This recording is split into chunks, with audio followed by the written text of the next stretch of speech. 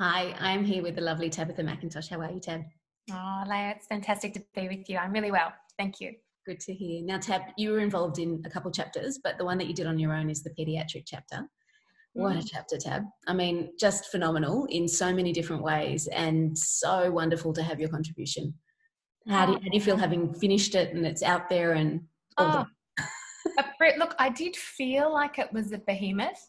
There was quite a lot of ground to cover from the age of 1 through to, beyond childhood into the teenage years. Yep. But I feel absolutely stoked that you asked me to build on Helen's previous work, and I feel really happy to have been able to contribute, because the way that I approached the text, or preparing and researching and writing the text, was I'm a real why girl. I always have been. And, if I was new at this, as in already with some science skill or health skill or a final year student, what's the nitty gritty that I'd like to know about all of these topics, all of the ground that I covered, from, coming through the lens of a little bit of clinical experience as well as the published literature. So I feel like there were so many things I was able to cover, but then also give really practical advice on, which I'm excited by. And some of the learnings that I was able to contribute to the text were also based on my experience of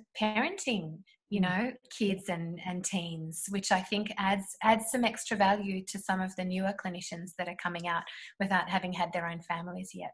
Still all evidence-based, of course, but the nuances of how to apply certain things or what signs to look out for was nice to be able to contribute based on experience. Yeah, look, I mean, that definitely shines through. And I mean, if we just come from the chapter for one moment, how did naturopathy find you? And then we'll weave that back into the chapter, just because I think everyone would love to know how you got to where you are now.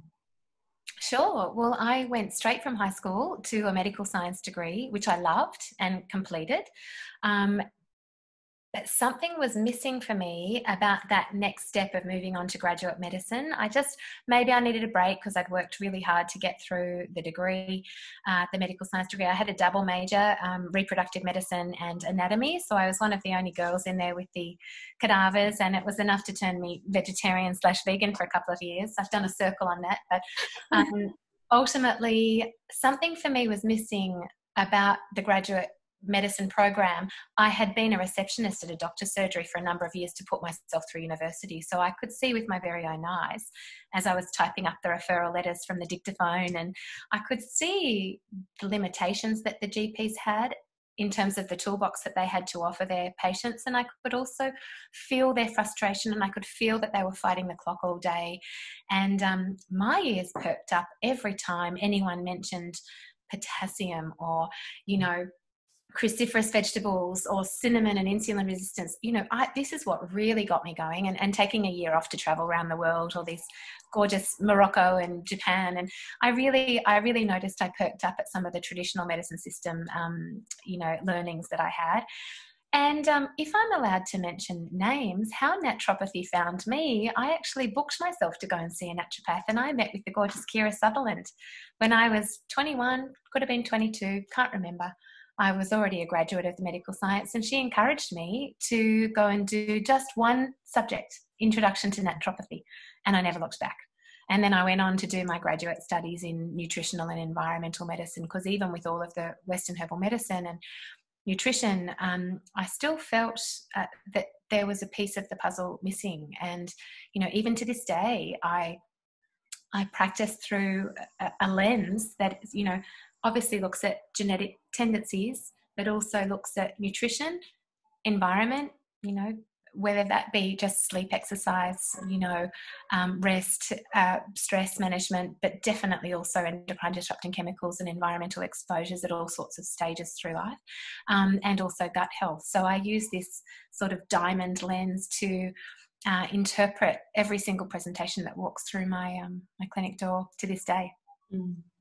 And I mean, the way you wrote the chapter really shows that, though, because you took such a holistic approach in how you tackled all of the different findings or different conditions and things that you discussed in the pediatric chapter. And I think probably it's not that it was the most beneficial part of it by any means, because there were so many wonderful parts of it, but everything that you gave had such a practical slant.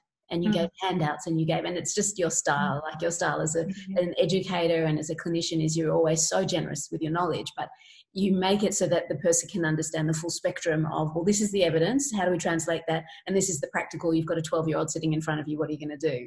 So thank you so much for doing that, and what a skill to be able to write that and to be able to deliver that information. So thank you. I'm so glad you picked that up, and the readers will too, because that's the way that my brain works. You know, I want to know the why, because that's what I need to know to be motivated to follow through with the strategies. But, you know, the clients that I work with to this day, they're all sorts of different entry levels. I have some people, I'm sure you do too, in practice who say, I just want you to tell me what to do. And then I have those other people that say, I really want to understand it. I want to feel very connected to every aspect of my management. So yes, it's the way I practice and it's the way that I wrote. So I'm glad that that will be of use to everyone. No, it will. It definitely will. Look, I mean, what Helen contributed when this chapter was in CNM was beautiful in its own right. And then you took it and you evolved it. And then Helen's come in and done her specialty, which is, you know, ASD and ADD. So it kind of feels like everyone's fit in the right spot now. But the content's amazing. And I think it takes the content that you and Dawn did together for the infancy chapter and it evolves it in a way. And I definitely think that the confidence will be there for people when they read it. And I think it's important that they're aware of the specialty nature of being in paediatrics and certainly the way that your management style has to be adapted. And you've done that so well. So thank you very, very much. It's a pleasure. But it is the case that with kids, you know, the very nature of their development is that there are all sorts of vulnerable windows along their growth for not just chemical exposures, environmental insults, but also nutrient deficiencies. You know, when I'm working with another parent who's wanting to optimize their child's health, I'm also there advocating for that child to reach their potential by making sure that they're getting everything that they need. And an area that I think, again, like infancy, like we discussed earlier, that's not covered very well is adolescent health. And I was really happy to be able to speak to teenage acne and eating disorders and those sorts of things in the, you know, beyond childhood and more into the teen years. I thought that was important to touch on because these are real life presentations for consulting naturopaths. Yeah, no, definitely. But thank you very, very much for all of it. And I look forward to seeing how it unravels and how it influences the profession. Yeah, I know it'll be a great resource and I'm really happy to have been involved. Thank you. Thank you, Tabitha. Thank you.